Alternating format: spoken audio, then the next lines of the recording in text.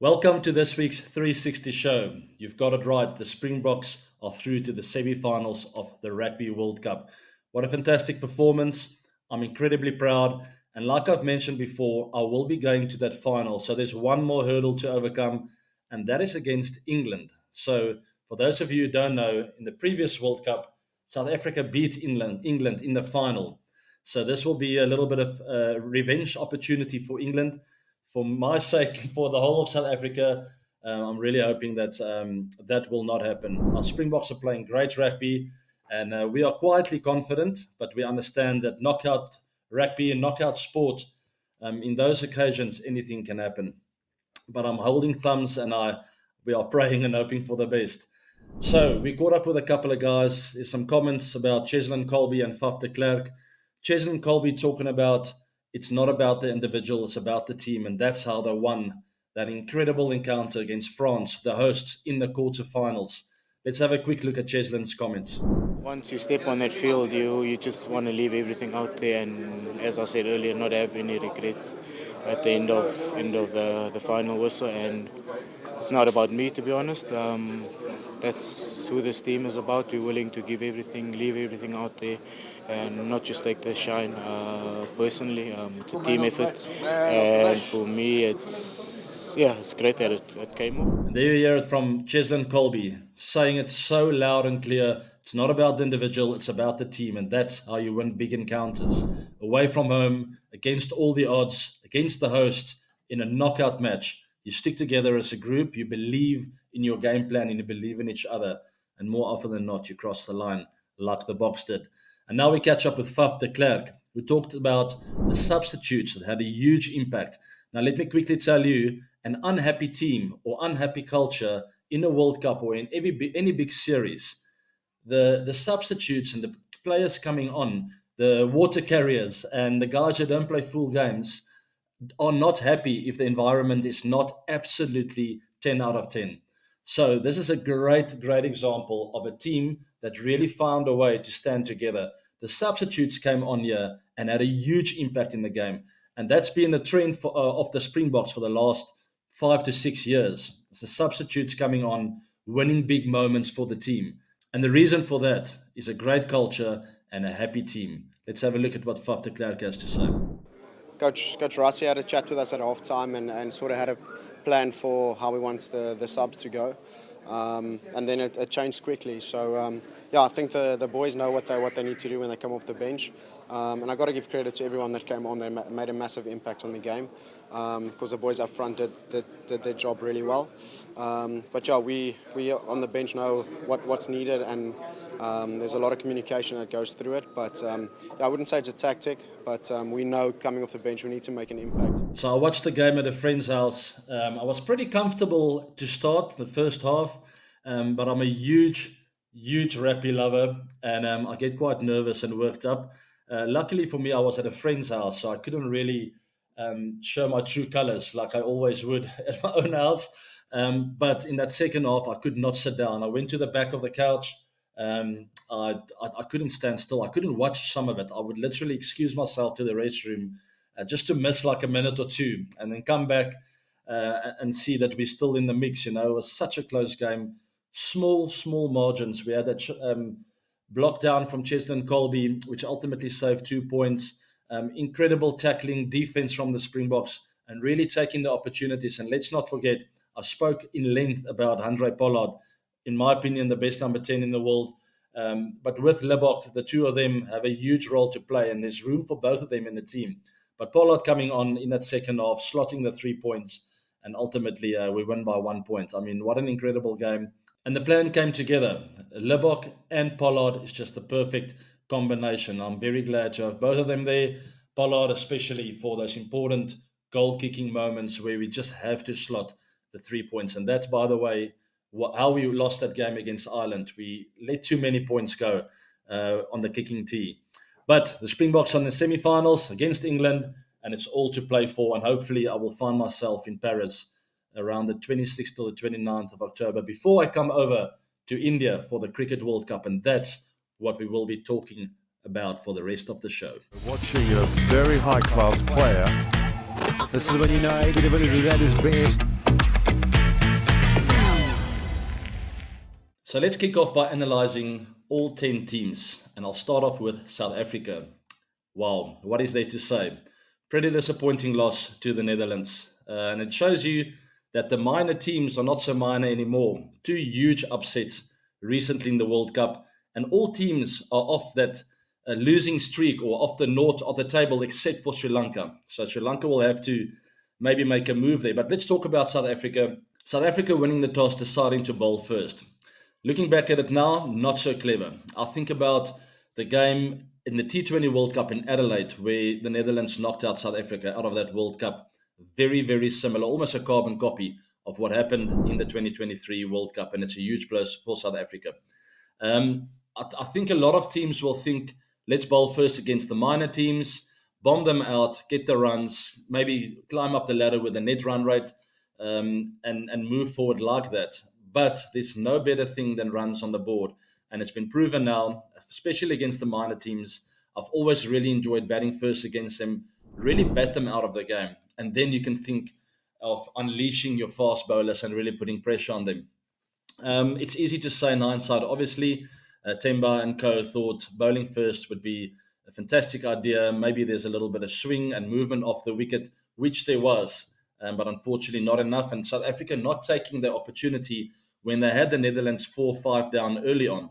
And some former South African players really hurting us there. I think of Roelof van der Merwe, not so much Colin Ackerman, but Edwards and Roelof van der Merwe. That partnership, I think, was the winning partnership, really putting pressure on the South African batters. There's another thing I want to talk about with regards to slow wickets, like in Adelaide, like at Dharamshala in this week, is pace off the ball. The Netherlands bowlers not really clocking 140 plus, really asking the South African batters to create pace. And it's been the downfall before, and unfortunately it happened again.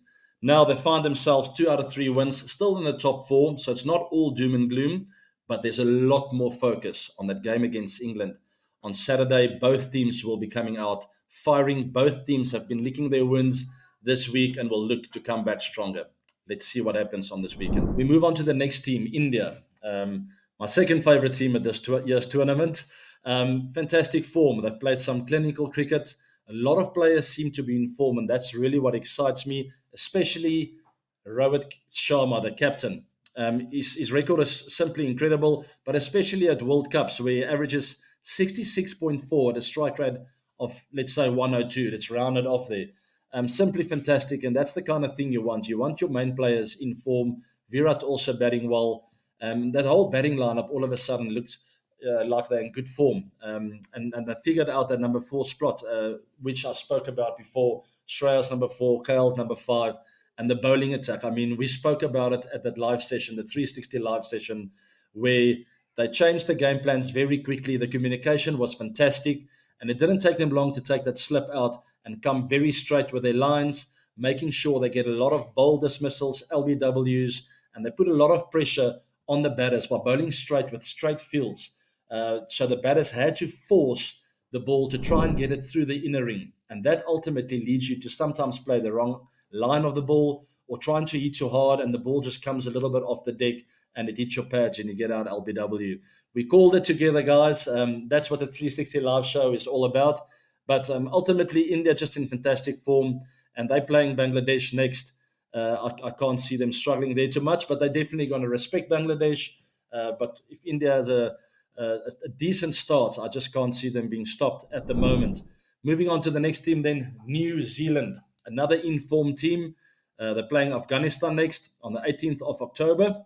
And another informed team, another team that flies under the radar, similar to South Africa, but they find a way to play together in big tournaments. They always hunt in a pack, and they've certainly done so against Bangladesh, the Netherlands, and also England, which we'll cover very soon. I feel a team that's pretty much under pressure at the moment, and they need some results. But New Zealand certainly on track, playing good cricket. They might be missing Kane Williamson, though. Fractured left thumb, and Mr. Blundell has been called up as cover. Let's hope Kane Williamson will be fine. He's had enough injuries of late, and that's for sure. It was just great to ultimately get him into the World Cup, and here we are again. Let's hope that fracture's not too bad. I know that you sometimes get hairline fractures, which can heal pretty quickly. If it's a complete fracture, I can't see him coming back. But the fact that they're thinking about it and that it's not definitely out tells me it might be a hairline fracture. Let's hold thumbs here for Kane Williamson and for New Zealand. Moving on to the next one, then Team Pakistan. A little bit up and down. As always, it's got to be said. They're not very consistent. Also, not in World Cups. They have not been very consistent. But certainly, I would like to cover something that I heard from Mickey Arthur, talking about the big moments and their match against India, looking back in the past and trying to find some learning from what happened at that game. I just think we were a little bit timid tonight with our overall performance. I would have liked us to really take the game on just a little bit more. It's a massive occasion, as we know, but I think we just went into our shells just a little bit. And to go from 155 for 2, if it was, to 190 odd all out is just not on. So that was Mickey Arthur talking about the big occasion, huge crowd, and very similar to what I spoke about before. South Africa playing against France in that Rugby World Cup against the hosts. All the odds stacked against you. And I think Pakistan was in a very similar situation, but two different teams, the Springboks and Pakistan. Pakistan's build up to the World Cup, in my opinion, was a little bit shaky, and it's certainly showing so far. A little bit up and down, and they never really arrived in that big moment against India, really feeling the heat. And sometimes when you're not completely comfortable in front of a big crowd, you don't feel your teammates, you don't feel that self-belief in each other, and you don't feel like you're standing together as a unit. You tend to sort of get conservative, a little bit tentative, and I feel that's the way Pakistan played, and that's exactly what Mickey Arthur spoke about. And hopefully they can change it. But certainly if you want to win big moments, if you want to win big trophies, you need to take those big moments head on and really go for it. Make a play, throw the first punch, and see how the opposition reacts instead of being reactive. Very interesting take there from Mickey Arthur. He said it himself, and there's no doubt in my mind they will be talking about that in the team room. Moving on to the Netherlands then. Huge win against South Africa. Big upset. They've done it before, so we can't say it's too much of a surprise. But still, a big upset at this year's World Cup. South Africa had a very strong start. Everyone's sort of starting to talk about them as one of the favourites alongside India and perhaps New Zealand. And all of a sudden, South Africa jumped down that log. And the Netherlands picking up, jumping to 9th on the log. So not a huge jump, but still, if you look at it, there are about 5 teams on 2 points now. That's England, Afghanistan, Bangladesh, Australia, and the Netherlands now. So even though they're still in 9th place, they're all of a sudden in the mix. Another big upset or two, and you never know. The Netherlands might be looking at number 5, 6 spot in the log, and then anything can happen. So what did they do well against South Africa? They never gave up. They were under big pressure from the South African bowlers early on in their innings, and they just started stringing partnerships together. There was a lot of short pitch bowling from South Africa, not really asking a lot of questions of the batters on the front foot, and the Netherlands just never gave up. They fought fire with fire, and ultimately they got that huge partnership with Roelof van der Merwe and Mr. Edwards, stringing together, I think it was just under 100 partnership of not a lot of balls and really getting the Netherlands back in the game. They also, in the field, I listened to Roelof van der Merwe's interview with Mark Nicholas, where he didn't sound overly confident, but quietly confident. And he said that we're going to put everything out there this evening and anything can happen in the game of cricket. We think we're under par with regards to our total, but we're not going to give up. And I think that's the theme for the Netherlands. That's the way they've always played the cricket. They've more often than not been the underdogs, and they're used to that tag, but they're not scared of it. And a lot of credit to them for pitching up in Dharamshala, playing a fantastic game against the Proteas. It hurts me a lot, but you got to give credit where it's due, and they played a wonderful game of cricket. Let's hope Afghanistan and the Netherlands can cause more upsets, can show that they belong there, can compete in more games coming up in this year's World Cup. I think it'll make for fantastic viewing. It's got everyone excited now, and then hopefully they can maintain that form. And for us South Africans, hopefully they can upset a few more teams. But congrats to the Netherlands. And moving on, they will be up against a few more big oppositions, and it's all to play for. Moving on to the next team then, another team under pressure. Team England, the defending champions. The next game is on the 21st of October, And by the way, that is this Saturday when the Springboks will also be playing England in the Rugby World Cup. I'll certainly be hoping for 2-zip for South Africa on the weekend, on Saturday. England certainly wounded, but you cannot underestimate them. They're a world-class team, all-out match winners from the top to the bottom. A little bit out of form. They look a little bit disjointed, but I have no doubt that they're going to pull it together. Hopefully not against South Africa this Saturday. And then you see there Josh Butler talking about it's disappointing to win the toss and concede so many runs. He's talking about that game against Afghanistan, the huge game, and we'll be covering Afghanistan's point of view in a minute. But you see, Josh, they're not very happy. We just weren't quite good enough, he said, and you got to give credit to Afghanistan. The defeat will hurt. There's no point in getting over things too quickly. So he's really making a statement there saying he wants a bit of learning out of this. More often than not, if you play a bad game, it's best to just move on, get to the nets, have a little casual chat, and start working again. But Butler reckons here we need to dig into this a little bit deeper. And if we have an issue in this World Cup, we need to figure it out right now because there's not enough time to just move on and to just lull over this and like, oh no, we'll win the next one. And we don't win the next one.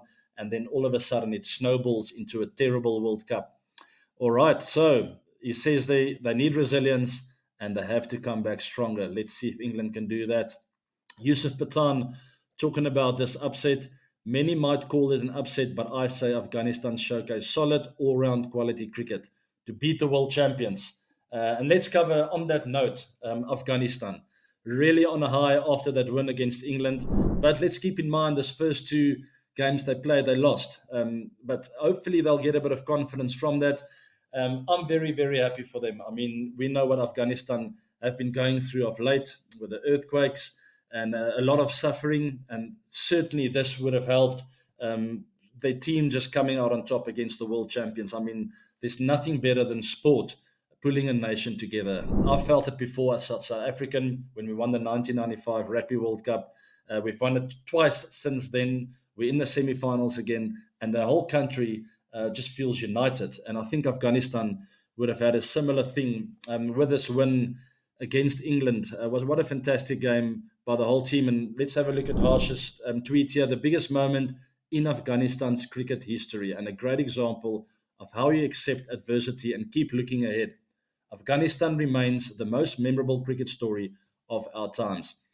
Look at all the tweets we can see there. All of them pop him up and all just very, very positive about Afghanistan. We're all very proud of them. I'm proud of Rashid Khan. I love the man. We're good friends.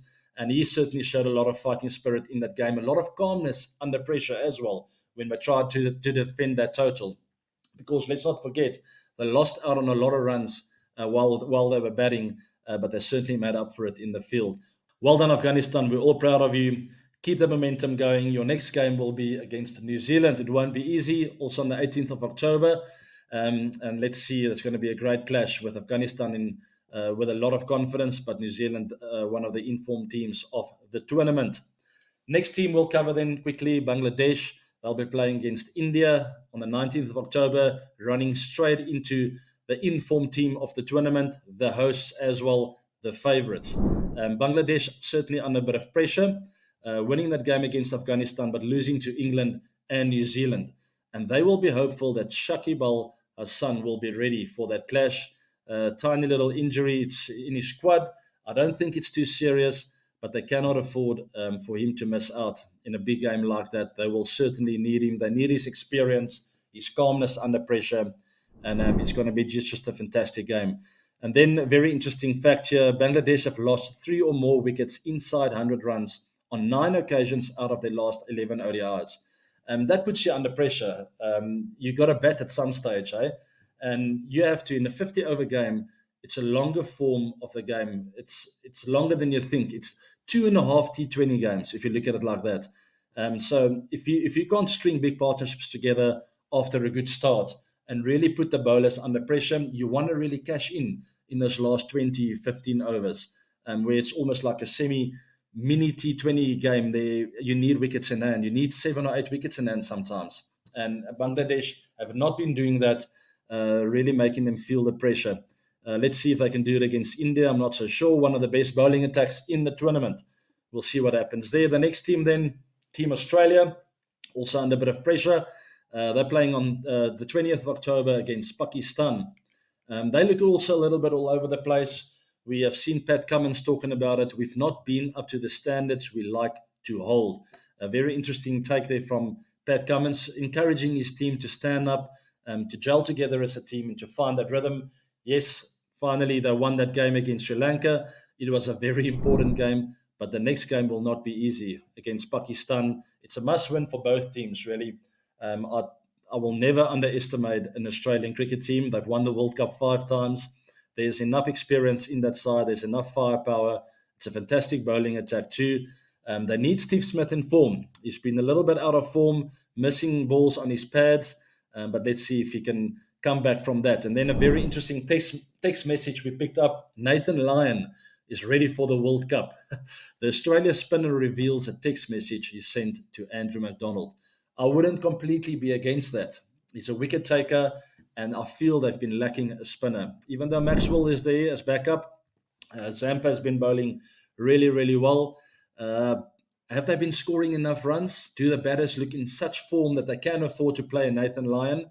I don't know. Very interesting take there, and I'm glad we picked up on that. Let's see what happens. I do think Zampa's got to play every game. If Zampa doesn't play, they look a little bit thin in the spin department. But Zampa with a Maxwell looked really good. That's Australia for you under pressure, but I'm pretty sure they will stand up from that. Then Sri Lanka playing the Netherlands on the 21st of October. Sri Lanka under huge pressure. The form guard is not looking good, and the net run rate's not looking good. The whole team without their captain, that was a big blow. The whole team not looking good. They're not out of it. Just remember, they did get to the final of the Asia Cup. So yeah, they find themselves under huge pressure. And the question is, can they stand up from this? We'll have to wait and see. But looking at the games they've lost against Australia, against Pakistan, against South Africa, those are three big cricket nations, and things can, in a minute, in a heartbeat, it can go wrong, which it did. But it's not all doom and gloom. I do think the biggest issue for them is in that middle order. They get runs, they get some good starts here and there, and they have these collapses in the batting lineup, which they will have to sort out sooner rather than later. Otherwise, they will find themselves playing for the bottom half of that log. Let's see if Sri Lanka can bounce back against the Netherlands on the 21st of October. And then huge news. It's LA 28. Los Angeles 2028. The Olympic Games have finally accepted cricket. It's great news for all cricket lovers around the world. It will be a fantastic trip to go to Los Angeles and watch the Olympic Games there, and also watch Virat Kohli and the South Africans and the Aussies and all the teams come together and play in the Olympic Games.